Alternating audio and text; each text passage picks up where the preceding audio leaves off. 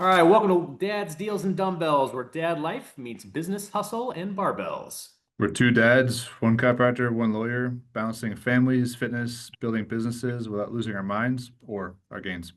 And today's guest, some would call a legend, a former coach. I almost chuckled when I said that out loud, PJ. A former coach, a school leader. His biggest claim to fame, of course, is he's my older brother, PJ Dramalco. Hello. Uh, yes, Welcome to the thank you. show. Welcome to the show, PJ. We're going to introduce you in just a little bit and get some more information on you. Before we do that, though, let Mitch and I catch up just a little bit. Yeah, so what's it like that? So wait, let's updates from the hosts. Joe, what's going on in dad life? Dad life, we are preparing to go on a vacation. I spent 8 hours in the office on Sunday to go on vacation. I was telling somebody today that the whole process of going on vacation, I love it when I'm there and having a good time with the family. It is just brutal as a business owner to get ready to go on vacation and come back from vacation. So yeah, that's kind of taken over in terms of the family. I did have not last week, but the Sunday before, I got to do the half Ironman in Rockford as a relay, and I nearly melted. It was the hardest race I think I've ever done, and I was just doing the cycling part. So my friends that did the whole thing, it was brutal. But yeah, those are the highlights in the past couple weeks for me. What's going on with you, Mitch? We've been dealing with a camp and camp schedules, kids not sleeping. We've been pretty good. Like during the school year, we've had like no kids like in the bed. I have for PJ's reference, I have a 5, 4, and a 2-year-old. 2-year-old's pretty easy. Put him in his crib. He's out. 4-year-old, a couple times a week wants to sleep with us. And then we had the 5-year-old in our bed for like the first time in months. So that's been a fun sleeping arrangement. I slept in the 4-year-old's bedroom. Was it last Friday? Just like there was no space in the bed. And luckily she has a full-size bed, so You my know, bed fit. it's funny you say that, Mitch. I definitively remember a couple times my daughter came and found me, and my son came and found me, and I wanted to go sleep by myself, so I went and slept in their bed and Yeah. hid from them. Hopefully it wasn't a twin size, kid size bed. Yeah, yeah, it was a Yeah. crib, but I crawled right in there and kind of balled Yeah, up. I would not fit. Luckily it was a full-size bed for my daughter, so it fit fine. But yeah, getting them off to camp, just changes in schedules is for kids that age is just a pain in the butt. And like I walked in the house at like 7:45 last night, and my daughter was already 15 minutes deep in just a meltdown. My 5-year-old. So So early. you turned around and walked out and let Gabriella just kind of deal with it? I wish, but no, I was like, all right, we're gonna go upstairs. We're gonna calm down. Let's try and take a shower. Let's go to bed. It was that usually like, during the school year we get like bedtime at 20 minutes. All summer it's been like an hour long fight just with all three of them. One wants, yeah. So Yeah, yeah. Benadryl if your children maybe they'll go to bed on time. yeah, no. No, that's just an idea. All right. Well, let's jump in and talk about PJ a little bit here. I'm going to go ahead and go over a couple things here for our guest. He is officially our oldest guest we've had on. I don't know how that makes you feel, PJ. Never good whenever I found out I'm the oldest guest that's been on. Well, the three of us are at three different stages of parenting, right? You've got kids that are out of college. Mine are in high school and middle school, and Mitch's are three tiny ones that are ankle biters at this point. So quite the range of experience. I think So the PJ, triathlete coach was a little bit older. oh, well, that's true. That's true. But his stepkids are actually between yours and mine, Mitch. Oh, gee, okay, yeah. Now he So is he the doesn't, oldest, even though though. he's in his 70s or so, he doesn't have enough Unequivocally, experience yeah. then. He's in his, I think his late 60s. But 60s, anyway, sorry. you just ruined it for me. So I was trying to harass my brother. All right. Anyway, so he is. I guess he's our second oldest guest that we've had on so far. He is Still of the old. three of us. He's the most experienced in the dad game with 25 years. Born and raised in Southern Illinois, or as I would say, born and bred in Southern Illinois. He was a multiple sport athlete in high school. Also excelled in the classroom. The jerk, once upon a time, took the LSAT. I think because his girlfriend was taking it, and he scored higher on the LSAT than I did. Yeah, so some things came easily to the boy, and I was a little jealous about that. I'm not gonna lie. Anyway, he also coached football in Texas, where the stadiums look like pro stadiums at times, which is a whole nother level of stress, I think. Transitioned in administration, including some high stress positions that maybe he'll tell us a little bit about. including working at one school that unfortunately made it on the nightly news for the wrong reasons more than once. Along the way, he's raised 2 daughters. He's been married, divorced, remarried, learned a bunch of lessons along the way about relationships. Somehow he's remained a Cardinals fan, St. Louis Cardinals fan all that time. Anyway, my brother, PJ Giammanco, we have some dad stats on him. A little more information. Paul John Giammanco, PJ for short. We talked about his kids. PJ, I've never done this whole Arizona Razorback thing for your daughters who are graduates. Do it for us. A little Woo Pig Suey, little Arkansas, University of Arkansas. Again, of all places, I grew up in Illinois, moved to Texas, and then both my daughters turned around and went to Arkansas. And so they do love the Razorbacks. And all too often, I was saying Woo Pig Suey whenever they were in college. I don't even know what that is. Woo Pig Suey. Is that like a battle It's cry? all about the fact that they have they essentially use a pig as their mascot, a wild pig, and so that's what their call sign is. Yeah, it's All like right. like what was it? Hook 'em horns. Gig 'em for Unfortunately, Texas because it was A&M, Arkansas. Go Yeah, Irish, Notre Dame. in Arkansas, they just essentially said Woo Pig Suey and had no hand signals, which I think at times drove my daughter nuts because her friends could be Texas Tech and guns up. They could University of Texas, or they could A&M it, but no, in Arkansas, they just like to yell about pigs. Woo Pig Suey. All right. Are they ready to lose to Notre Dame this year? It's going to be. I'm interested to see what's going to happen there. We'll see. Your signature I'm hoping dad they're gonna move. win, or the Notre Dame's gonna win. But sorry, I'm a big Notre Dame Not so fan. sure. I would venture to guess it's going to be hard to. There's not going to be a whole lot of teams I think that get past Notre Dame this year. We'll see. They're supposed to get better, and they got second for the National College Championship. So we'll see. So go with those. Any other stats, Joe? Sorry, I interrupted you. Yeah. No, it's all good. It's all good. Your signature dad move is a blink of an eye and a thumbs up. I gotta ask for it right now. You know, you'd make our father proud with something that cheesy. Your morning fuel, a protein drink after your morning walk with the dog, and then you do 36 ounces of carbonated water as you drive to work. No coffee. Yeah, once upon a time, I got rid of soda and started drinking carbonated water, and I'd probably drink, I tell you, about 130 ounces of carbonated water a day. I try not to drink regular water. At least the carbonated water makes me feel like I'm drinking something that's fun.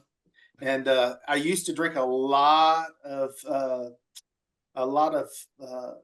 coffee, but based off of everything else trying to be healthier, I stopped about 6 months ago. All right. Good for you. Good choice. Good for you. Your best dad hack is love them all, but trust nobody. You bet. You know as much as anybody else. I've spent my life in education. I will also say this: I have 2 of the most unbelievable daughters ever. The likelihood of them ever getting in trouble was very little. But what I would always tell you is, being in education, I've seen kids struggle, and even the greatest kids, they struggle with anything. And so you love them, every last one of them, whether they're my child or whether they're somebody else's child that I've had in school. But you also have to understand, you trust nobody. And, in this day and age, likelihood, obviously, Joe, you got a high school child. It takes a while before you see it. But, there's things that impact our kids now that I think for the 3 of us, we probably never saw.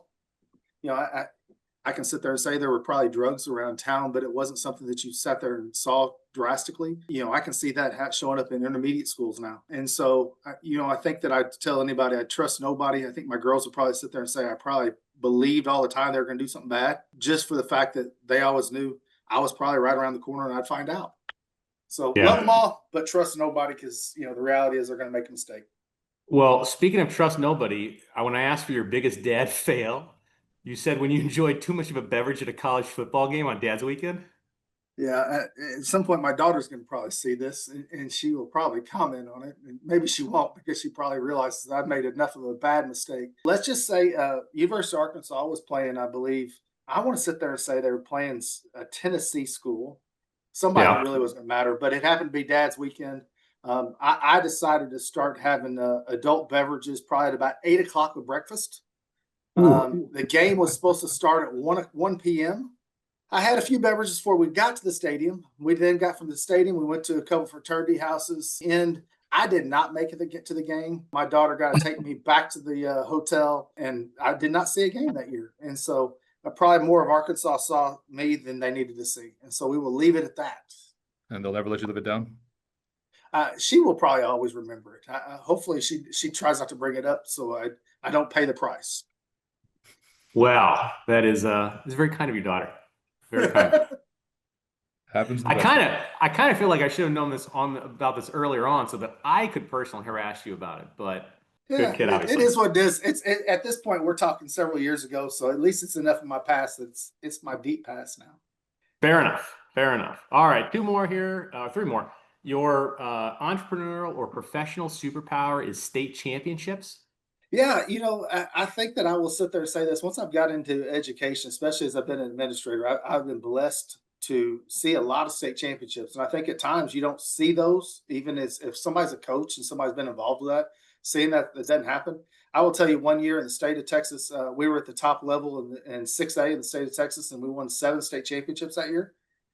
As a principal, that's an Wow. amazing achievement to see. While I was as a principal, I saw us win 6 overall state championships. When you were winning everything, and that's has to do with athletics, academics, and fine arts. And so I saw some unbelievable opportunities to see that. I have a case of rings, which I think is phenomenal. Will I ever wear any of them? Never, because you They're cannot wear obnoxious. them. It doesn't make any sense.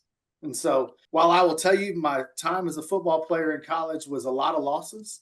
My time as a school administrator has been a lot of victories. All right.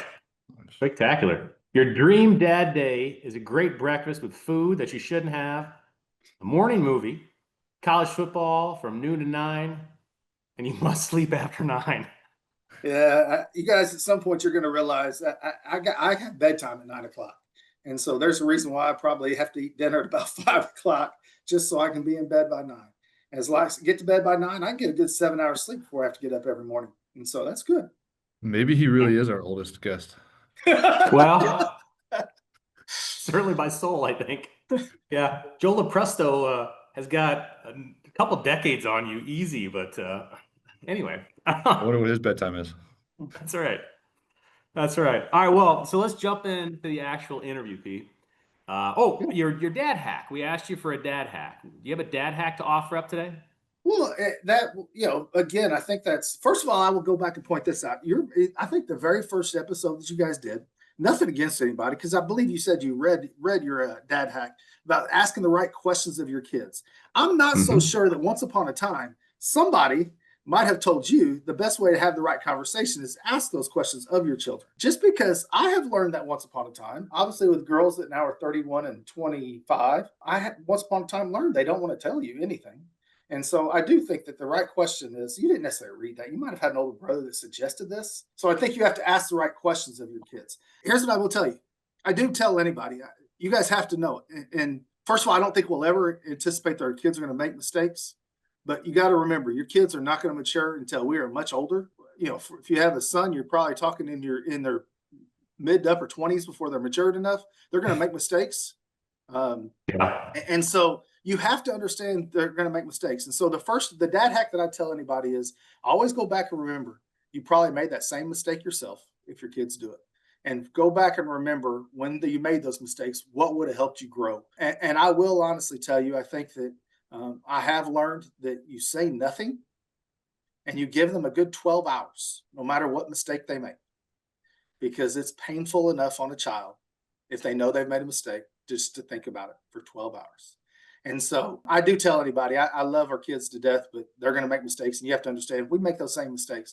I made a lot of mistakes when I was young. Joe probably knows more than he needs to know on some of those, but it's what happens.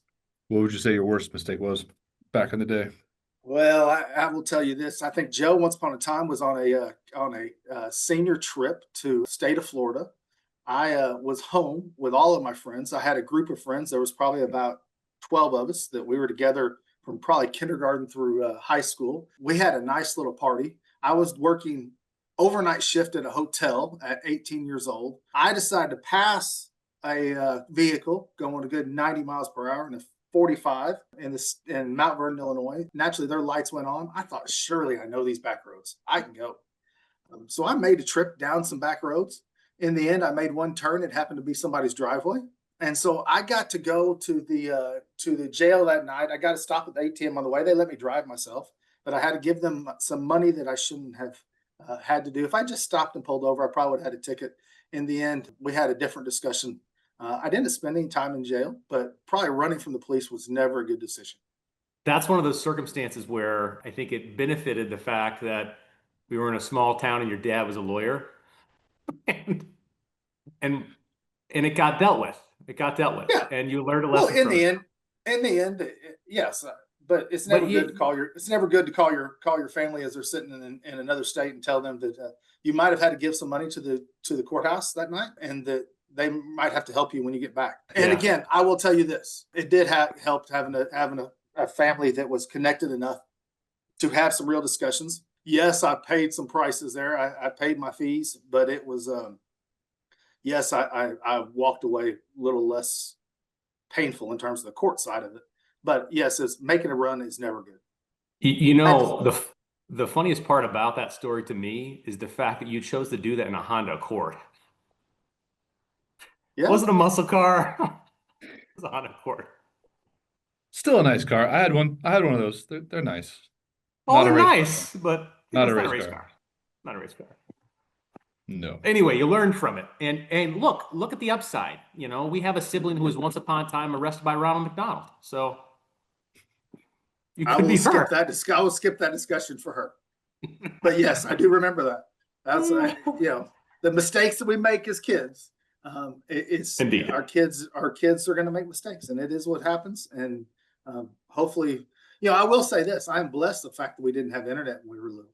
Oh, no doubt. No doubt. Yeah, Or it wouldn't have been good. or everyone walk around with a camera in their hands, Yeah, video and audio recording everything and posting it. I Right. mean, yeah. Yeah. How would you, Kids as now, a school administrator had to deal with some of that stuff? woo!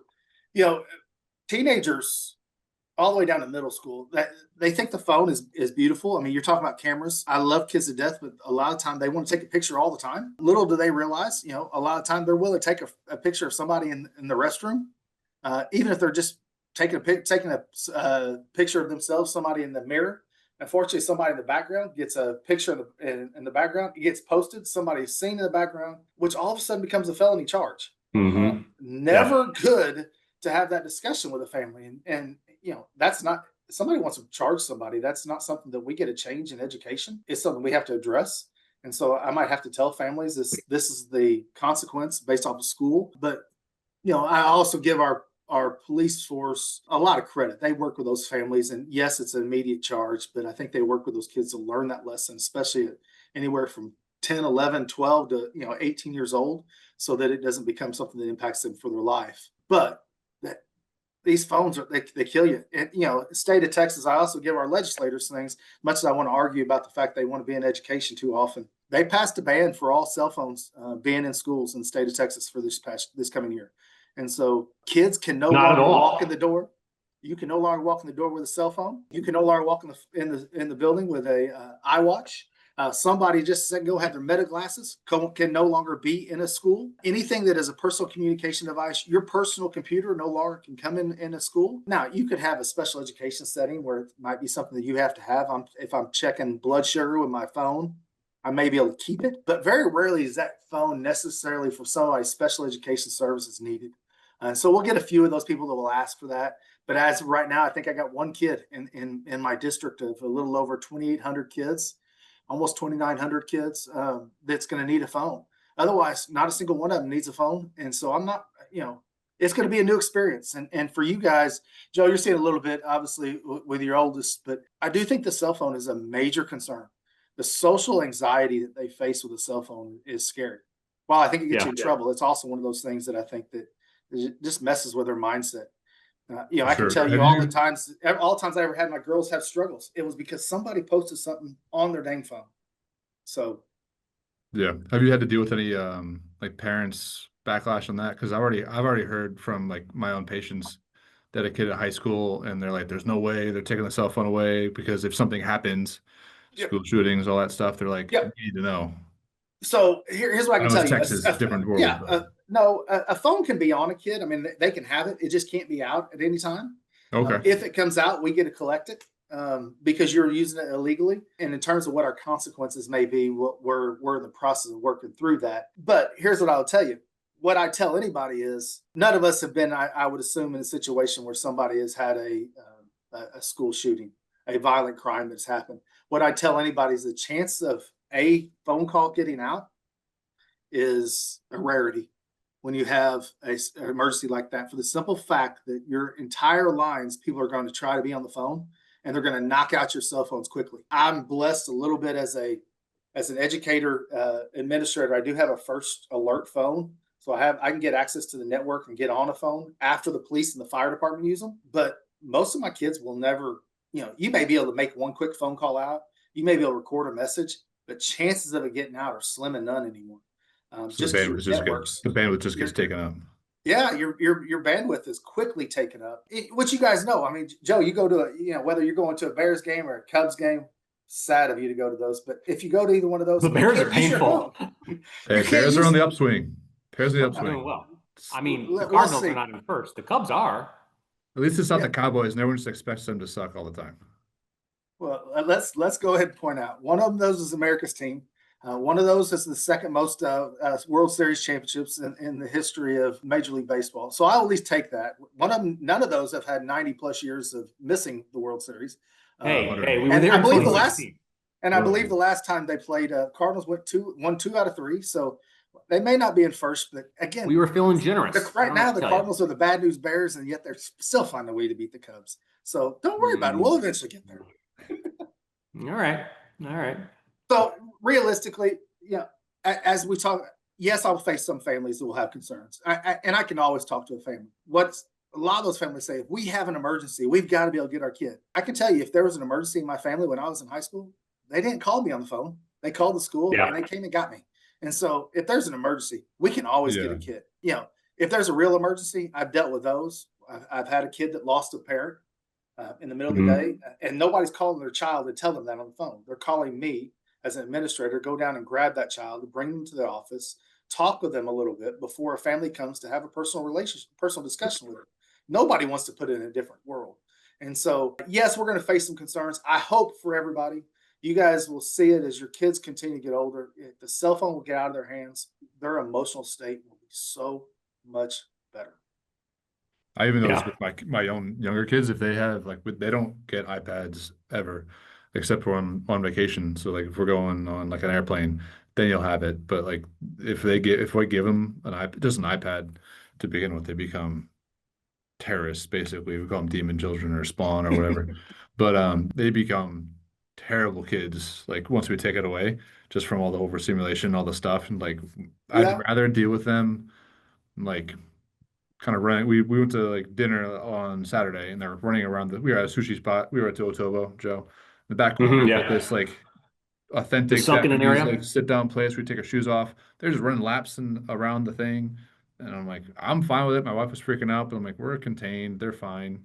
I'd rather do that than give them an iPad and just hey, go sit in a corner, because they're gonna turn into mush. I don't want that. Even if it's an educational program, I don't want to. Well, it's hard. The other hard thing I think that it takes away is it takes the ability away for kids to be able to communicate. We have a lot of kids that communication is a different world. You got your kids tested across all kinds of national norm tests, and I had a kid it was recently. They had a handwrite on a national test, and the statement they had to write was at that time in cursive. Last 5 years, and the kid says, "Sir, I can't do this. What do I do?" And I said, "You fake it as best you can, because put it down on paper." And he goes, "Bunch of squiggles. I don't even really use a pen." And I thought, sad, but that's where some of them are. And so, yes, I think it helps. Yeah. Well, the educational system has evolved quite a bit, though, right? I mean, you've been doing this. You've been in education since 1998. Yes. And so what's different now since almost 30 years ago? The biggest changes, I guess I should say. Yeah. I do think that the computer is front and center. I think some of the computer finally had to go front and center when we decided to have a pandemic across the country. And so everybody did turn around, bought computers for kids and put computers in kids' hands. And so we operate nonstop on computers. Now, I like that a lot for the reality, because I can gain anything on a computer. I think that's important. The problem with that is it's also a chance for a kid to be able to utilize whether it's AI or anything else to gain instant access to information. And so we have to do a better job in education at probably asking kids the right questions. Right and wrong, nobody tells you, Joe, as you're going in to argue a case, you got to do it this specific way and you're going to win. No, you got to think your way through it. You got to process through it. As you're working on a patient, every patient isn't the exact same. Everything's different. What happened? How did it impact them? You got to do problem solving. And so we got to do a better job of working through problem solving. I don't think we got there in education. I don't think that anybody, whether they tell you go to a private school or anywhere else, you've got there. I think that we probably go in some traditional classical schools where we are hardcore still computer and paper. I mean, paper and books. But again, I don't know if it's necessarily allowing kids to think, because whether a kid's thinking or not, they still have this and they can go and ask AI to do whatever it is. So I think that's a problem. The other thing that I will tell you is, and it may be different. I mean, you can go back and think about it for yourselves. I can tell you this. I do remember being in school, and if all of a sudden something happened in school and somebody decided to tell my mom or tell my dad, PJ did this, you know who was going to be right? It was not PJ. It was going to be the teacher that talked about it. I think that now we're in a society where the right one is the kid. And at whatever time anybody wants to think that the right one's going to be a 10-year-old that's making a decision is out of their minds. Now, the other reason why I think that's happening is I talked about our legislators doing some good things recently. I also want to know why our legislators believe they need to run education. Not a one of them is a teacher. Very rarely are they teachers. There are a few out there, but very rarely are they teachers. Yet they want to run your child's education. Your child has to go do this, and this to be successful. And I don't know there, right and wrong. We just passed vouchers in the state of Texas. They don't want to call them vouchers, but that's vouchers. We're going to give about $2 billion to kids to go to private school. I think it's great if you can get the right kid into a private school, but they aren't getting a kid that's economically disadvantaged, a kid on welfare, to go to St. Mark's Catholic School in the city of Dallas, which would be a phenomenal school for a kid to go to. But they can't afford $20,000 thousand. They're going to give them $10,000. And the only one that's going to be able to afford that is a kid that can afford another $20,000. Why? Because the legislators want to run that. And again, I love our legislators to death, but it's whatever point they decide they were going to be superintendents is a little wacky. But that's the way we run. We run that as a society. And again, whether you go all the way up to the federal government says that we got to fix schools, we got to do this. Every last one of these people was educated by schools. So obviously I had to do something, right? Because all of you got through school and all of you were successful, but somehow we've gotten rid of that. And so while we haven't done enough to change completely, I will tell you this, we still are turning out some unbelievable kids. I've been blessed to see some kids do some wild things, some great inventions, and do some great things to be able to impact society. And why? Because schools have done it. It's not necessarily because a legislator has put something beautiful into schools. I don't think they've necessarily impacted us in any way there, but God bless them. They're out there. They're also in a society where everybody wants to hate them at the same time. So is there a common denominator with some of those successful kids? Like no matter what school you put them in, they're going to succeed.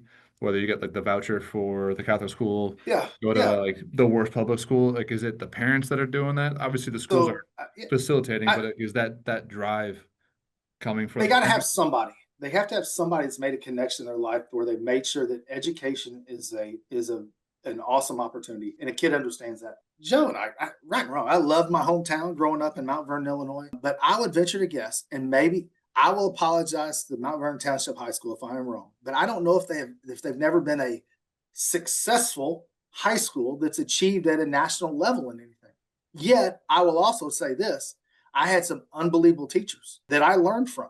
I had some great teachers that did prepare me, that whenever I turned around, and whether I went to SMU or eventually left there and transferred back to Illinois State, I was successful in school. School was fine. I never felt like I was at disadvantage, yet I didn't go to a school that was great. Why? I had parents that impacted me early on and expected I was going to be successful in education. I didn't have to do it the right way, but I told that I could be successful. And I do think that that's important. And it doesn't have to be a parent. It could very well be a next door neighbor. It could be a teacher, but it has to be a real connection that a kid knows that education is going to help them grow. Some sort of positive influence. Yeah.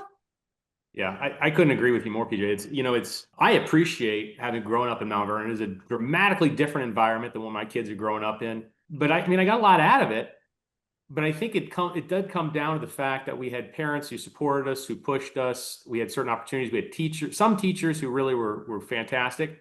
I had some that were not. I had one, and I will not say who it was, but I had one who literally looked at my test scores for my ACT and SAT, and they're like, maybe we should think about community college. And there's nothing wrong with community college, but their point was I wasn't going to go very far in school. It was not very helpful at all. Yeah, you also know there's things you learn throughout that. There's opportunities you had, whether it was eventually in high school doing a mock trial team that eventually impacted you long term. 100%. It's certain things that you learn to make decisions without somebody having to say, go do it this way. You had an opportunity to go out there and try things, and you had to find things that connected with you. Right. And your things that connected to you were very different than things that connected with me. We went completely different directions, and I think that was a benefit to us because we found things that connected for us. Right. Well, the interesting part for me though is that like my kids are growing up in a school district where they have a lot more stuff than we ever had. Our school was on the state's financial watch list, I think, the entire time we were there, struggling constantly. And where we are now, the property tax base is substantially higher. And granted, I mean, our property taxes are through the roof, but You get a lot. we get a lot, right? But we were from a background in a school district where there wasn't nearly as much. They did what they could with what they had. I mean, our dad was on the school board for, I think, 14 years.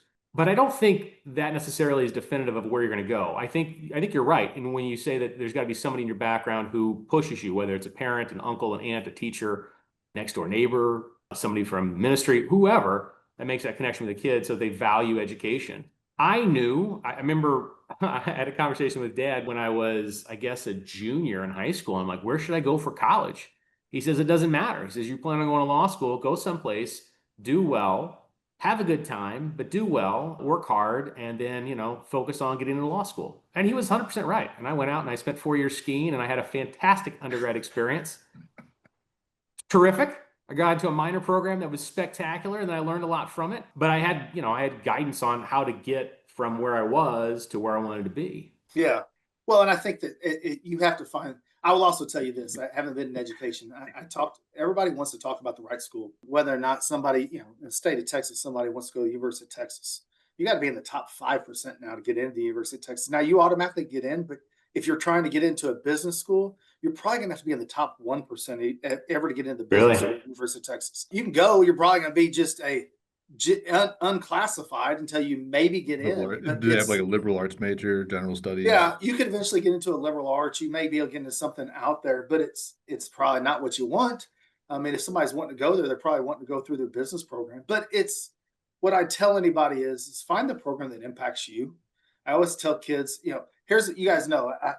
I had the opportunity to go and play football at SMU. I thought it was the greatest thing in the world. I was getting ready at that time going to the Southwest Conference. I thought that it's unbelievable the place I get to go. My first game going to the University of Arkansas and seeing SMU play at Arkansas and seeing 70,000 people. Beautiful. You see 100,000 people at the University of Texas or at A&M or all these places. We've got to go to some great places. What I realized though, and I love SMU as a place. I mean, I still have kids that I send there now, but SMU didn't fit me. I did not fit in at SMU. I went somewhere because it was the name and it was a chance to go play in the Southwest Conference at that time. And it was beautiful, but it didn't fit me. And so in the end, I transferred back after my sophomore year. I also got tired of losing, but I transferred back at that time, went to Illinois State. Little did I know that I transferred to a place that had an All-American kicker at the time, kicker and punter that eventually went pro. And so that was probably a bad decision to go back and do that. But Illinois State fit me and it gave me an opportunity to go back. I was a punter until my senior year where I became a deep snapper because we had about 6 broken bones on guys that were deep snappers. And so I had always had to snap to my friends. And so you could snap yourself? I couldn't do that. But I eventually got to the point I could deep snap. So, but I transferred to Illinois State and Illinois State fit me. It was an education place. I wanted to go into education. Yeah. It was a place to go into education. I had some unbelievable, at Illinois State, I had somebody that had worked to write the standards for the math education for the federal government. I also had somebody that had run the math education for the United States, professor that was there, and they were my advisors. One of them was my athletic advisor. So I went to a great place that fit me. I also tell you this, my parents said, go find something that fits you and go do it. And right and wrong, I chose SMU. I thought it was a great place to be. I saw some unbelievable things, but I also realized in the end that wasn't what I needed to do. I needed to find some place that fit me. And I talk to kids about that all the time now. And so for my girls, I said, find what fits you. And randomly, they both found Arkansas. And so they both wanted to be out in the woods, and University of Arkansas was there in the mountains, and they did that. And so, Did you know going out of high school that you wanted to be in education?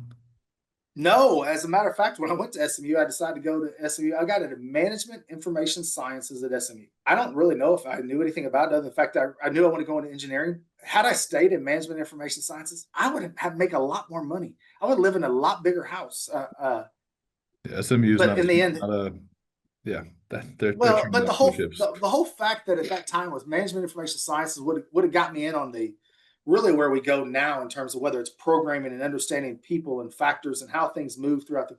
But at that point, I just was doing it because it was engineering. I was doing political science and business as minors at that time. I thought I was going to do everything until I started reading a book and it talked about the impact that teachers had. And I'd also remember throughout my life, I had some unbelievable teachers, and you know, luckily I've had a chance to thank some of those individuals in a newspaper article once where I had to, you know, I go back to being in elementary school.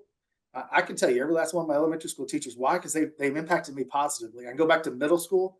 Unbelievable individuals that impacted me in middle school. A math teacher, a coach that both got me eventually to go back and do math and education.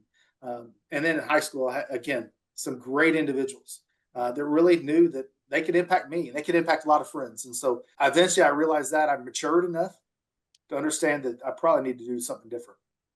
Makes sense. But you did have an opportunity at SMU to do something you couldn't do at ISU. What would that have been? Date a Dallas Cowboys cheerleader. Well, I went out on that twice, 2 different dates there. That was enough. Same cheerleader? Yes, that would never have happened at Illinois State. That's my point. You know, you Yeah. gotta be in the right spot to have the right opportunities. Although, Yeah, if you went a little bit farther south from Illinois State and Eastern Illinois, where I went, there was a couple Pink Panther, or there's one Pink Panther that did make it to be a Dallas Cowboys cheerleader. So Yeah, maybe you could have if you had gone to a Yeah. better school at Eastern Illinois, but who knows? I did enough. I That- did enough time at Eastern Illinois, probably because I had friends that went there. I Well, I probably think did enough Eastern's a partying pretty there. decent education school too at the time when I went Yeah. there. And like education and nursing are their big things. And then they did some ecology stuff too, which is pretty cool. I think I had about 3 different friends that eventually graduated from Eastern that went back to become teachers and coaches and Yep. principals now. A lot of my That classmates felt like that were all it did teachers. some phenomenal things. And so I will always say this, whether you're going to talk Eastern, Illinois State, I even go back to SIU, you've got some places that are doing some amazing things for individuals throughout the state. And we are talking traditional state schools that are there for kids. And I think that I got a great opportunity at Illinois State. And so I think it's been good. Definitely. Well, let's shift gears a little bit here. You've had 2 very distinctive parts of in education, your professional work, both from teaching and coaching to administration. Were there different lessons that you learned from each? Well, I will tell you, probably as I was a teacher, I thought I was good. I realized eventually as I started watching teachers, I probably wasn't a great teacher. I can go back and teach now, and I can do some unbelievable things. Why? Because I've seen what not to do. Some of the things I did early. I think that you have to learn to observe others and see with a independent eye. And so eventually I realized that I talk too much as a teacher, and I probably need to not talk so much. As an administrator, the next thing I will tell you is that the worst people to teach in the world are teachers. I think my teachers would always sit there and say, if I started saying something, they could get caught on anything. One time I recorded teachers getting a lesson. I'm pretty sure I taught an unbelievable lesson to my faculty. Now they probably come back and say, you didn't do a good job. But I thought I did a great lesson. What I came to find out was after about 30 minutes, wasting my time. They were on everything else other than the education that we were trying to provide them. And so what I tried, eventually I came back and I showed them the video. And I said, we're going to watch 5 minutes of this lesson. Now, you've seen it before, you've had it before, but I want you to watch 5 minutes of it. Afterwards, let's talk about it. And so I watched 5 minutes of it and they go, I wouldn't have wanted to teach us. And I said, exactly. What you come to realize is that our eyes sometimes don't look inside enough and realize the things that we have to do. But we always tell our teachers, I tell my teachers now, if you have a lesson that lasts more than 10 minutes, you're not going to make impact. You might have 5 or 6 10-minute lessons. But if you do any lesson for more than 10 minutes, you are going to lose probably more than 5 minutes anymore. You guys know, as much as the cell phones out there, you get a lesson more than 5 minutes, you're going to lose a kid. And I will tell you, I think you're going to do that for adults. How often have you guys gone? I mean, you guys are going to go to different sessions, whether it's on the medical side of it or on the legal side, and you're going to listen to somebody and you're going to go, God Almighty, they're not helping me. They are boring me, because if it's going to take more than 5 minutes, it's got to be quick, lots of quick lessons. And I will learn that now. I can tell anybody, if you do more than 5 minutes, you are wasting your time. That's the whole point of like Instagram Shorts, Yeah. all social media stuff, like short little bits. No one wants to listen. Like if I know a video is going to take 2-3 minutes, I'm out. And Yeah.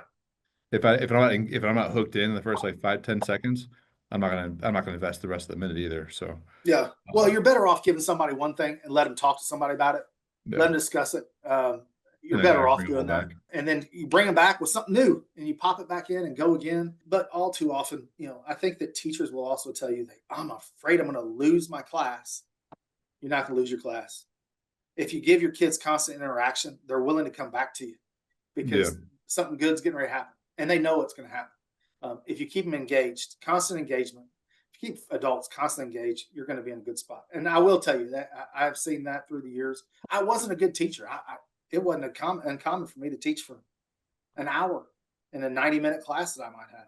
What on earth was I doing? It was not a good decision. No. And I've learned that now. Even Did in you- grad school, they would do just like short lessons. Like the professor would stop, completely go off topic on like our anatomy class, and then like bring everyone back. Like he would go down the roster and go, all right, here's this person's name. We had like 100 people in our class, and like, oh, this person's from here.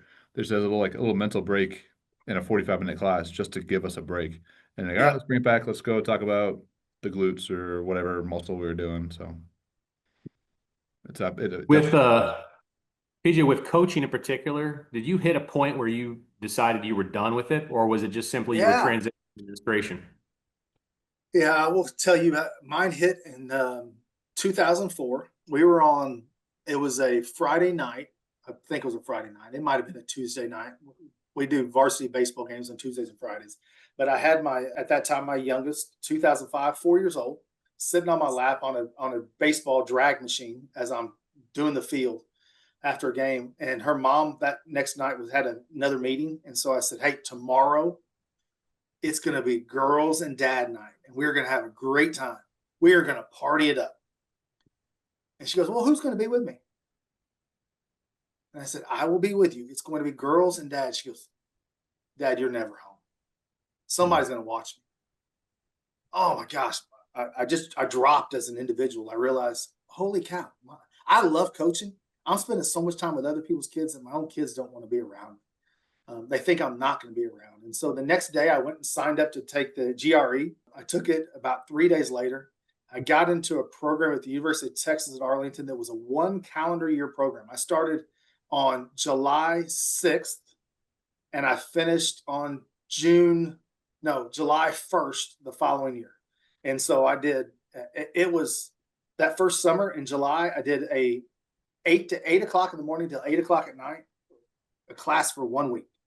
Monday through Friday. The next week, I do another class, 8 o'clock to 8 o'clock, Monday through Friday. And I did it for 6 weeks to take care of 6 classes in that very first summer. And so the next year during the school year, again, I took classes the whole time. I still was a varsity baseball coach, a varsity football coach. And also I somehow became the head freshman coach that time for football. And then I was teaching math and computer-aided drafting design. So I was doing it full time, but it was for 1 calendar year. I did it. I spent a lot of time writing papers at 2, 3, 4 o'clock in the morning because I needed to get away from coaching. I wanted my girls to be around me. And so I got into school administration after that. My girls probably didn't like that a whole lot more. The only difference was they could sit with me whenever we went to an event, whether or not we went to a musical, a football game, academic meet, whatever it may be, a concert, they could be with me. And so we could spend some time that way. That's what got me out of coaching. I will probably also tell you it was probably the stress. As much as I don't trust kids, 16-year-olds can give you lots of stress coaching. But that's kind of what I did. And I got into administration all based off of the fact that my daughter told me once upon a time I was never home. And Wow. in 1 calendar year, I became an administrator. That'll get you going for sure. As far as like Awesome. coaching, like what do you miss about coaching the most? I guess as my blood gets pumping, Joe will tell you I don't like to lose. I don't care what you're talking about. I don't want to lose. If we're driving down the road, I want to beat you. I want to drive faster than you, get to wherever I got to go. I like to win all the time. On that quarter And nine. so, and if we're coaching, if I was coaching, I felt like I could have an impact. Now, I wasn't dealing with the football. I wasn't doing anything. I could coach it. I could tell them what pitch to throw, but in the end, they had to throw the pitch. They had to swing at the baseball. I loved the environment. It was fun to see. It was fun to do, but woof, at times, I will tell you this: it was you're worrying about 60-year-old kids, and I've loved watching victories and not having anything to do with it anymore. Nice. That's been joyous. Have you been able to use some of that competitive edge in the back office admin type stuff? Well, some of it. I will tell you this. I think that it's when you're recruiting somebody, you want somebody to come in to lead your kids. I think it's important to find somebody that understands that. I can ask enough questions and know whether or not you're there to win. Right and wrong. I mean, I know there probably wasn't Joe wasn't going to hit the athletic side of it, but I knew if he was going to go do something that was going to be on the law side of it, he wasn't going to lose. He's going to try to run you over. He's going to find something. He'd call you something, do something. He was going to find a way to win. And there's certain ways you can find the person to win, and I can see that quickly. Nice. So I do think it comes down to recruiting the right people and finding those people. As far as recruiting, are you talking about like school positions or Yeah, positions? school positions. Also trying to get coaches, hire coaches. We had to hire a new head football coach a year or so ago. I'm not in a high achieving district, a high financial district, but I found somebody that was the right person to come lead our kids. I knew he was going to be the right person for kids, the right person to grow kids. I also found somebody he had once upon a time been a fullback for Steve Sarkisian whenever they're at BYU. People thought, oh my gosh, he's going to come. You're going to put a guy at BYU into public school? Sure, why not? He's the right person for our kids. He knew how to get kids to be successful. And so I feel like I've been blessed to find the right person to lead my kids. And I can go back when I was hiring teachers, I wasn't finding the right person. Very rarely was I going to hire somebody that wasn't going to be the right person to grow kids. So I helped grow campus. People had an issue with a guy from BYU coming down to Texas? Yeah, because you're not in the state of Texas. If you haven't been in the I state lived of in Texas Texas for like 8 months, but I didn't. Yeah. So I know it's different. What's interesting to see is he had been the number 3 or number 4 or number 2 candidate on 3 or 4 different jobs. Why? Because he wasn't a Texas person.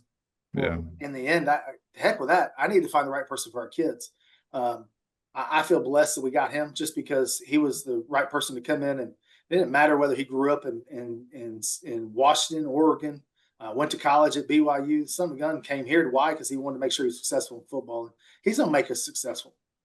Was that their issue that he just wasn't from Texas, or like didn't understand? And like, I will tell you Texas this: nobody's going to tell you that it's not because he's not from Texas, but most of them are going to hire somebody because he's not from Texas. And that's the reality of what you deal with a lot of time here. Sadly, they know probably it's hard for some of them to believe that I'm not from Texas based off my accent being so bad, but it's what it is. And I tell them I grew up in Illinois, and they go, "There's not a chance you grew up in Illinois." I said, I did. We're good. At Eastern, we definitely had people had accents down at Eastern, so you definitely could fit in. I don't know where Mount Vernon is, but is it? Mitch, I can tell you that my family, we're at Southern Illinois, like dead center of Southern Illinois, I-57, I-64 across there. I used to work at a liquor store. People go like, "Can I get a 24-pack of Busch Light?" And I'm like, "Are we in Illinois? Or are we in the South somewhere?" Because I'm still in Illinois, but. Well, my family has a knack of picking up accents because my sister, who lives in Tennessee, you would never know she ever lived in Illinois. Yeah, probably the twang. But I will say this: I think that in Texas, people love Texas and it's Texas football, and I don't know if I will honestly tell you this: I couldn't have played football here, and somehow I was able to go play college football, and I could not have been was able to be a linebacker and tight end in high school. I could not have been a linebacker and tight end in the state of Texas because they would have treated me and run me over. It's a different world, but I think you have to find those right people. And so I loved my time coaching. I love watching it still to this day. And Joe said it. My stadium when I was in Southlake, Texas was 12,500 kids you could put in the bleachers. Was it the Dragons? You bet. You were Southlake Keller? Southlake, Texas, yes. For my roommate in 14 college years. Was a linebacker at Southlake Keller. Oh, really? Perry Maynard. And you probably know him. Perry Maynard, redhead. He's a chiropractor too. Yeah, but you graduated high school when? Oh yeah. Oh wait. I got to South Lake in '08, but it was been '09 graduates is whenever Okay. I would have got there. So I coached against a lot of those guys before. Mhm. But I will say this: I can tell you now, I could play college football, and I couldn't have played it at South Lake. And South Lake was a different world, Yeah. and so you just When he have to came in, he understand what you're was doing. like, I don't even know what he like. I don't even know the just like the level of people that came, like the players that we had that came from Texas or Florida, were light years different than the players that we got from either just Bolingbrook or Illinois or Wisconsin. It was a whole other mindset. It was Yeah. crazy, but they were ultra competitive, super strong, like all the things. Like Well, I couldn't what compete. I tell you is a kid could leave a South Lake and go to any college, and they could probably play a lot of times as a freshman. Now, the hard thing to see is how often can they mature and grow because they have had some great coaching. They've probably gone to some unbelievable camps. They're probably stronger than most people because The you're doing training's about different. a training for 365 days a year. Our kids would practice football on Thanksgiving Day. Our kids would our sub varsities would do a scrimmage against themselves on Thanksgiving Day. I mean, how many places are having high school football practice on Thanksgiving Day? There was Yeah, we one did do year, that the in year during Wisconsin. COVID, year on COVID, we did practice we did a game on Christmas Eve. We played at the ballpark in Arlington, and we played a team for this that was our regional final. We played on Christmas Eve at 7:30 at night. Now think about that. That's a different world, and that's I had to tell my family, hey, I'm going down to a football game. We're gonna have to do this early so I can go to a game. And I Was had a that at great time. It AT&T was then? The AT&T field? no, Baseball this stadium. was at the old Rangers Stadium. That's the UFL team now plays at, which is the old baseball stadium. At that time, we played there. It was no longer the Rangers were moving into their new dome stadium, and so they've Mhm. converted to a football field. It's last lacrosse field, and we had a great time. It was a lot of fun. But man, could you imagine all of a sudden your kids playing athletics, and you have to tell the rest of your family, hey, we're going to a football game on Christmas Eve. Well, That's just football's on Netflix what now for Christmas Eve, so it's yeah. happening. That's crazy, but not a high school game. What- let's shift gears a little bit, PJ. Let's talk about the deal side of things, professional stuff quite a bit. Let's talk about the dad side of things. You've got two adult daughters. Tell me about some standout moments in raising your kids. Best memories. Memory. Gosh, what I will tell you this is my best memories. I think I will sit there and say this: the success my girls have faced. I will tell you this: I haven't looked at a report card. I didn't look at a report card while my girls were in school. From the time they were in middle school until the time they graduated college, I didn't really have a clue. I had no clue how they did. I was told them that you got to be responsible for yourself. That didn't mean that we weren't going to fail a test, that we weren't going to fail a class possibly. It's one of those happened to be a varsity tennis player as a freshman and might not have taken a test and failed, and all of a sudden was ineligible for about 3 weeks. But she learned a lesson, and so I will tell you this: my greatest success is that my girls are successful. At 25 and 31, they can run themselves. They don't need anybody else to guide them in life. My youngest is just got engaged, but she works a job for Cushman Wakefield on the realtor side of things, doing some corporate real estate where she's running the marketing and doing some great things for them. Enough that whenever she wanted to go and randomly decided to go back into education, they called her up, sent a CEO to talk to her to convince her to stay. Why? Because she's successful. And so I would say this: my greatest success is the fact that my girls can think on their own. They don't need anybody else to make a decision for them. And I think that's important. I can't go back to a victory. I can't go back to anything else. I can tell you this: that I trust my girls to do the right thing. I always told them never be alone, never put yourself alone, because people do bad things in life. And so throughout college, throughout their lives, they probably never put themselves in a situation they could be impacted negatively. And that's what's most important. I made sure my girls had a chance to live their lives and make their own decisions. And that's what's been most important. Well, they've turned out as great people, which I think is, you just can't measure just as who they are. Because you've had the experience of all the way from where Mitch's kids are to my kids to now a daughter who's about to get married. What was the toughest point as a parent? Joe, you're probably getting done with it. as much as I tell anybody, and your daughter probably hasn't gone down this road. My youngest probably didn't go down as bad, but I can tell anybody from about fifth grade until about the end of their sophomore year, I didn't want to be around my kids. They were not pleasant people. They could say some stuff, and they felt like they owned the world. They could do whatever they wanted. They could say whatever they wanted. The oldest would probably tell you there was a lot of meals that I don't want to eat that. Well, God bless you. Good luck. This is what we're eating. She wanted to make a lot of goofy decisions that she felt like she could make. And I think that I need my kids to make decisions. I need them to make those decisions, understand what's going to come up. But that didn't mean I was going to give them a different set of food. If you really were hungry, you're going to eat what we were going to eat. If we were going to do something, you're going to be with us. And at times they made some decisions that separated themselves. And so from fifth grade until their sophomore year in high school, they were not pleasant people. They would make some awful decisions. Didn't mean I didn't love them. Didn't mean that I wasn't going to be there for them. I do anything for my girls. They asked for it, I did it. But I can also tell you this. Each of my girls, by the time they got sophomore year, eventually 18, eventually as they got to 22, 23, have understood that I'm there for them, and they know that I'm there for them. And they've probably said thank you for a lot of things that they probably never said thank you for whenever they were younger. And I didn't need to ask for it. I was going to do the right thing for my kids. And so I think it's important to make sure that we had that relationship enough that while I may not like them, I loved them like nobody's business. And I would have run through a person. Anybody ever people will also tell you this, don't mess with my family. I don't care whether or not it's my parents, all the way down to my kids. It doesn't matter if it's my in-laws. Don't mess with my family because I'll be there for you and I'll run through a wall for you. And so my girls know that. And I think they know that now enough for themselves that they've, my youngest, she's engaged to a young man that works on the medical field. He's working on hearing aids and helping individuals with better hearing. He's there for people. But on the flip side is that young man's a mixed martial artist that God forbid anybody gets near him. They won't win. He's a solid enough young man. Now, little does he know that in the end, I got enough weight on him that I'll probably get him. But I trust he'll do the right thing for my daughters. And the oldest, here's what I'll tell you. My oldest is a good 5'10", 5'11". She likes to wear heels. And so she's a good 6'4", 6'5". But there are not a lot of people who can date a 6'4", 6'5" young lady, especially one that has a strong personality. So she hasn't found the right person. I don't fault her at all for that. I also give her vast credit for listening to probably her mother, as well as as myself, and probably her dad. She is my stepdaughter. I'd never sit there and say anything other than that she's my daughter. But she's listened to all of us that we all made some decisions and got married as young individuals. And we said, don't do it. Find the right person for you. And so she understands she's going to find the right person.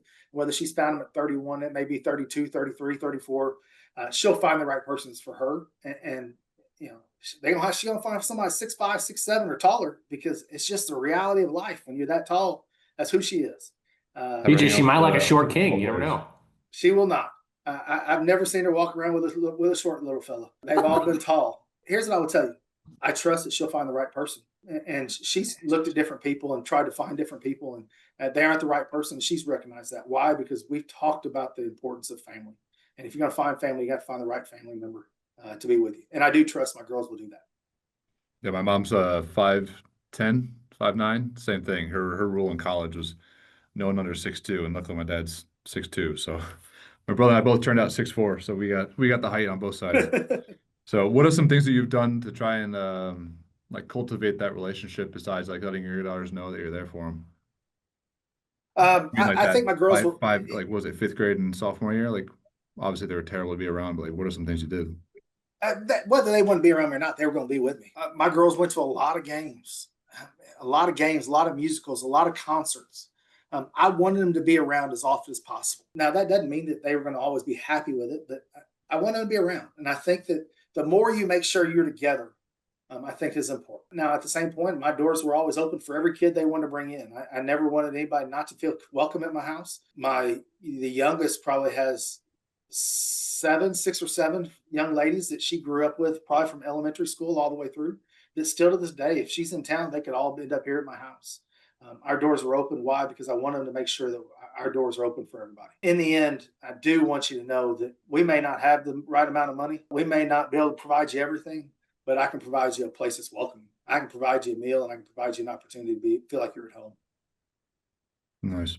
Have you noticed that though with other kids is that you've noted like that you teach or that to mentor in school, like have you noticed like a better dynamic with families that kind of make their kids hang out with each other, like hang out with the family versus like, yeah, you can go hang out with your friends no matter what, whatever, kind of leave the house. Yeah, you can recognize it takes about 5 minutes to recognize whether or not a kid's with their family and spends a lot of time with their family and whether or not they've matured and grown with their family or whether or not they're whether or not they're loose and they're willing to go do whatever they want. I mean, I feel blessed in Bridgeport, Texas now. We have about a 60% plus Hispanic population. And I can tell you this now, my Hispanic population is about families. Oh, yeah. They will take care of each other better than anybody I've ever seen.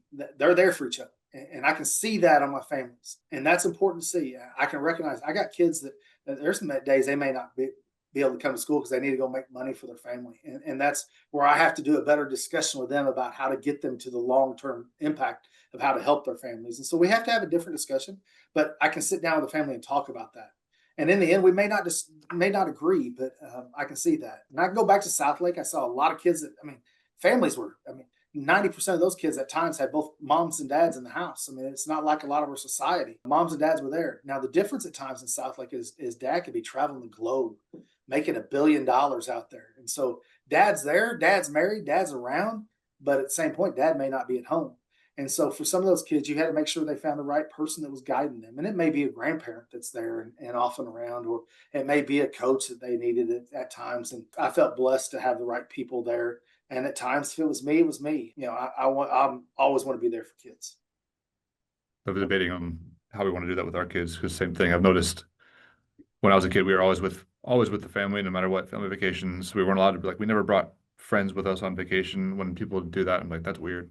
Or like we were never like we were always at home every Friday night, pizza and movie every night, Yeah. every Friday, every weekend. Like I always thought it was weird when I'd see other people like other families like their kids were never around. I'm like, or they'd always been out and out with their parents and with some friends. I'm like all the time. Not just like on a weekend once or twice. It was I'm probably going to be doing that with our kids too, as much as they hate it for Yeah.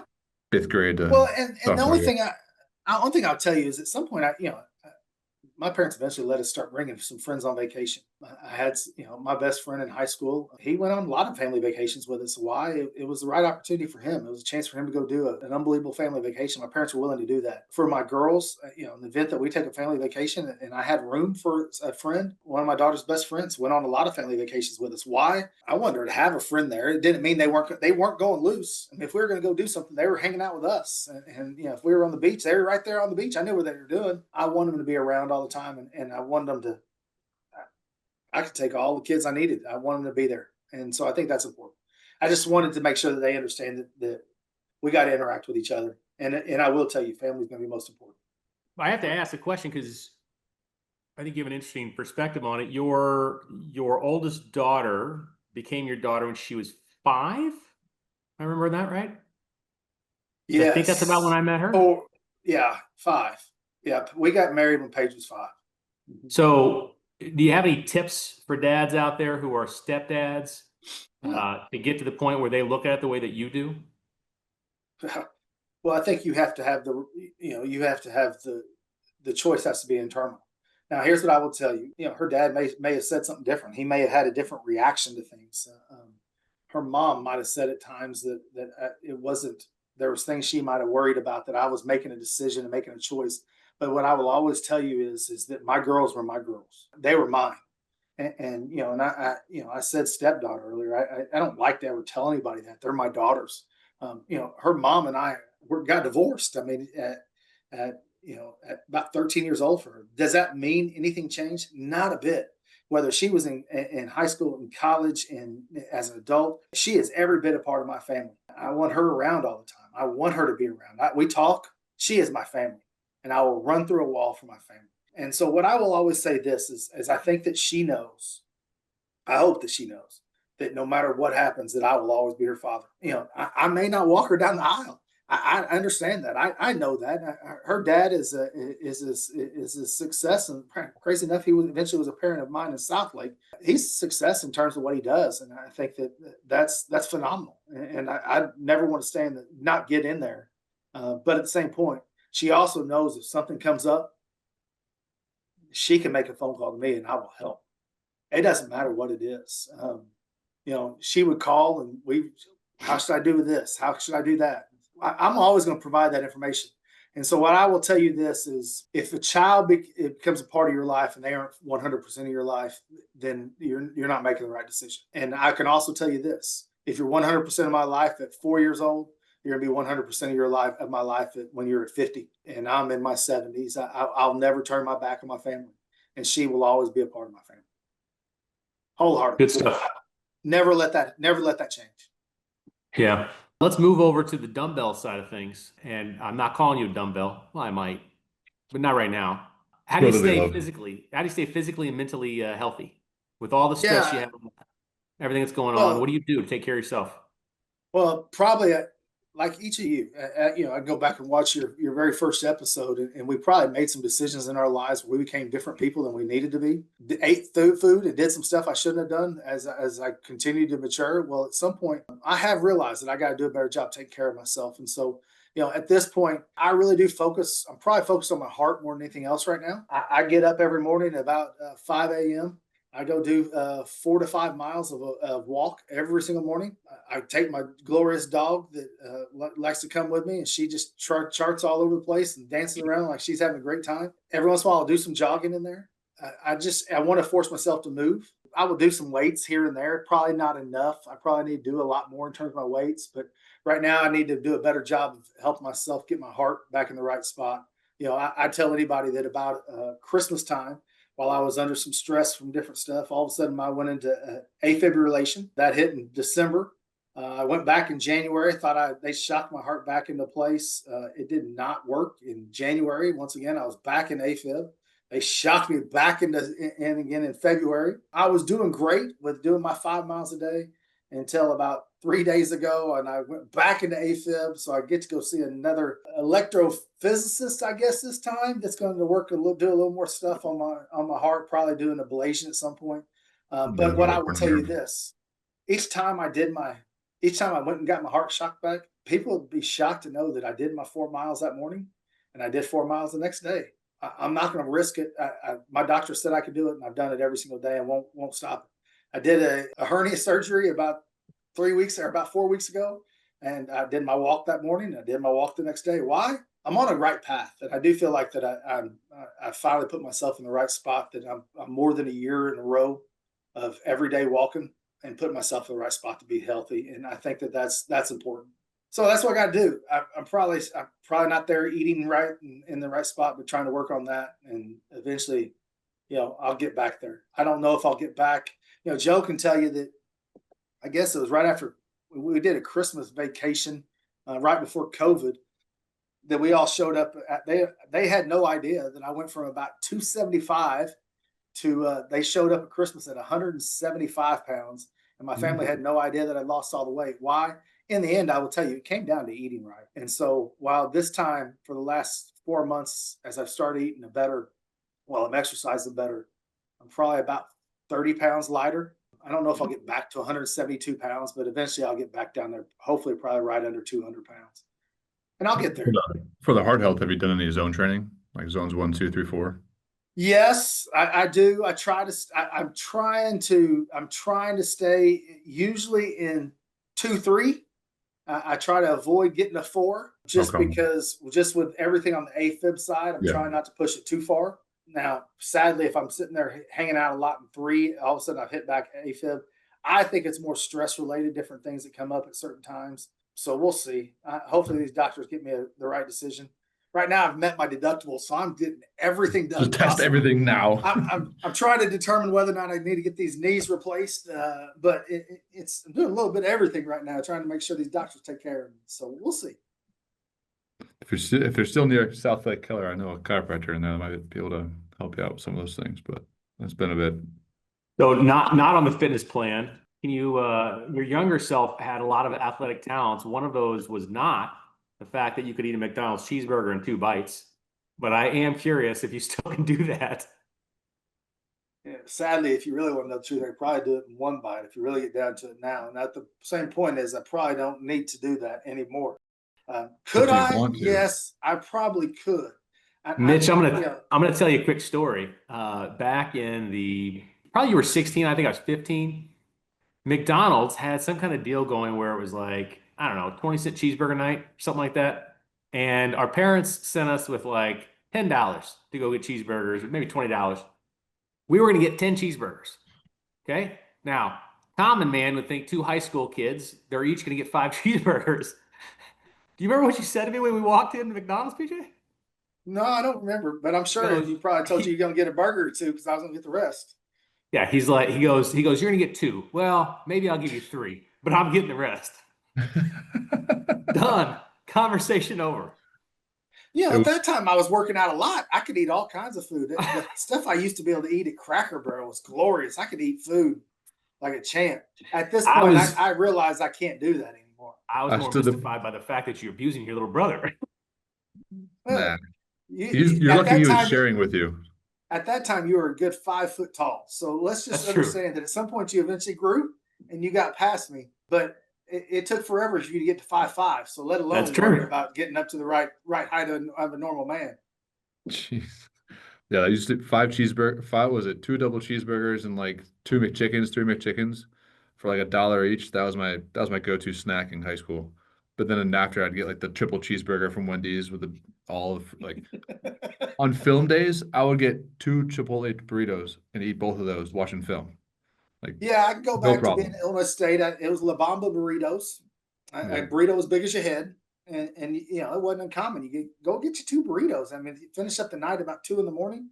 Go get you 2 burritos. You come home and you eat one, and then when you wake up about 2 hours later to go do you had a morning video for football, you go ahead and grab you a burrito on the way and eat that as you go. It was Right. glorious. I love food. Yep. The problem is I still have the same appetite, but I don't have the same metabolism. That's Yes. the kicker. Things I change as agree. we get older. Yeah, definitely. So PJ, you got a final piece of advice for dads that are balancing family, high pressure careers, and trying to physically and mentally hold it together? Yeah, I've said enough, and I'm not going to turn my back on it ever. First, it's family. You've got to surround yourself with family. Your toughest day, if you're a father, go in there and see your kids. I mean, the hug that a kid gives you whenever it's been a stressful day, unbelievable. At the exact same time, you got to be a great communicator. You know, I got married, got engaged, I guess, at 24 years old, and married and a child at 25. I wasn't mature enough at the time. I wasn't a good communicator. Eventually, it led to a divorce. And I'm not opposed to say the fact is that communication was a problem. I probably didn't need to be a dad at 25 years old. I had a lot of growing to do. Does that change the fact that I am absolutely blessed by 2 amazing young ladies? No. The greatest part of my life is that. That's phenomenal. But what I would always go back and say is I probably forgot family for a time. Probably when I first even became a school administrator, probably as a coach, I forgot family. My ex-wife probably sit there and say I wasn't a good communicator. I was focused all too often on winning a game, being successful. You know, if I was in the business world, it'd been about making $1. I understand that. I wanted to be one to win. You've got to focus on family, and you know, and I think that I give you both credit for doing this podcast. The fact that it's about being a dad, about being the right person, talking about the things that you do with your wives and being successful at that. And I think that we've got to continue to do that. If you turn your back and you don't do that, you're going to lose. I tell you this, my wife probably sit there and say very rarely, we spend every weekend nonstop. And it may mean that I go to 5 TJ Maxx's, 3 Marshalls, and 4 Ross Dress for Lessons. Why? She loves to shop. And I will accompany her everywhere she goes. Why? Because I want her to be successful. I want her to do the things that she enjoys. I can talk with her the whole time. We can have some great conversations during that time. That's what's important. I will surround myself with my family all the time. And whether my girls are here in my house or they are somewhere else, they know that we're going to talk every single week. And I'm going to find out what's important for them and what's good and bad. And be there just to be a dad that can listen for them. never forget your family. If you don't forget your family, you're going to be in a great spot. Before we move on to Quill's Corner and get something from Dr. Quill here, I know when I prepared you for this, I sent you some information. Was there any story you were wanting to tell about me to embarrass me? Because now is your chance before we move on. Not a chance. You know as much as anything else. I tell anybody. Somebody asks, my friends go, "Do you talk with your brothers as an adult?" And I said, "Why?" And they said, "Man, you guys battled all the time." Yeah, we're brothers. We're 18 months apart. God forbid anybody wants to put two boys 18 months apart. There's going to be a lot of battles. And probably as an older brother, I probably did things and said things I probably shouldn't have done. I think you pointed out once upon a time you decided you chased me around in a lawnmower. I understand. There's different things that happen. There might have been a BB gun at some point shot at people. There might have been stuff thrown and hit. And, you know, what I will always tell you this now, I will tell you, I still think it's family. While we've seen some tragedy that's hit our families and some struggles, even in the last 2 years, I can tell you this: when that tragedy happened, one of us was there within about 12 hours, and one of us was there within about 36 hours. And we traveled across the country to make sure we're going to take care of our family. And that, I give you vast credit for that. Doesn't matter what's going on in the legal world, you're still going to take care of your family. And I appreciate that. Yeah. All That's right. awesome. Well, thank you, PJ. We're gonna do a couple more things here before we wrap up. That takes us over to our return of Quill's Corner. Dr. Quill, do you have anything for the masses today? Yeah, I'll go along with what PJ was saying about his heart health. I've been messing around with my little like Whoop band. I've been using it to track like heart rate, sleep stuff. It's pretty interesting stuff. Kind of gives you like a breakdown of where you're at, and then gives you it's like a Whoop age, which is cool. But then I've been using it on like riding an indoor stationary bike, and then it gives you a bunch of information on like what zone levels you're in. Obviously, barring any like other heart issues, like electrical issues, that's a big deal with the AFib. But going into like zone 4s and 5s for like a short period helps increase that heart rate. You still want to get that heart rate up, but then it's nice to be able to like track it and see where you're at. But yeah, if you're looking for more like endurance, longevity, like just heart health too, being those 1s and 2s and 3s, super important to do all that type of stuff for a sustained period of time, like you're doing 5 miles walks. Those are all great things to do. Just got to get the wiring fixed up. Hopefully they can straighten that part out. That's not good. Just got to figure out now. You got to figure out ways to decrease that stress. So Yeah. So here's what's crazy: is being in education. I don't think that stress. I forget it. I don't really think it's there. It's we talked about earlier. I saw some interesting things throughout education that probably we talked about national news. In the end, I'm going to have to come back for kids every day, and I didn't need my kids ever know I was stressed out, and so I probably put some other stress on my heart that I've got to do some better job of getting myself back there, and so we're working on it. And so thankfully, hopefully, I appreciate the doctors here in this area being around to help us, and we'll get there. yeah, one of the things they taught us in like the first week or so in graduate school, which is a same with law school, it's pretty intensive, right? I always compare it to like college level difficulty to like high school level time commitments, like schedule. So like just like nth degree type of difficulty and stress. So they always told us the most likely time, like you're gonna get through a stressful situation subconsciously. It's not something you're thinking about or you perceive. It's after that stressful thing happens though, that's when it's gonna really bite you in the ass. So definitely Yeah. gotta be careful of those things. So and then one thing we've learned, I've kind of learned myself, is like you got to make time for those, like the walks, like you're doing good on the your everyday walking.